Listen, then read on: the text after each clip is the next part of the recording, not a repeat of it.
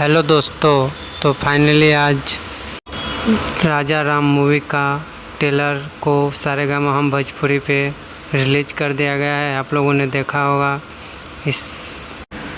यह मूवी रामायण जैसा आप लोगों को ट्रेलर में देखने को लग रहा है। जैसे रामायण में राम जी का विवाह होता है, वैसे ही इसमें खेसारी लाल यादव राजा के रूप में और वनवास जैसा लुक इसमें देखने को मिल रहा है। इस ट्रेलर को अवधेश मिश्रा के डायलॉग से स्टार्ट करके और इसमें एक से एक एक्शन से भरपूर फिल्म है। आप लोग ट्रेलर देखे होंगे, नहीं तो जाकर सारेगामा हम भोजपुरी पर ट्रेलर देखें।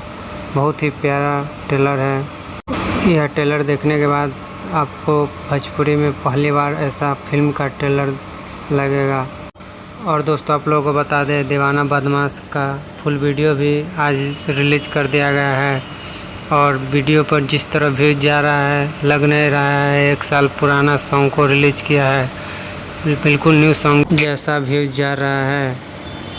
तो आप लोगों को कैसा लगा कमेंट बॉक्स में बताइए। बाकी मैं मिलता हूँ आप लोगों से अगले वीडियो में अगले अपडेट के साथ। धन्यवाद।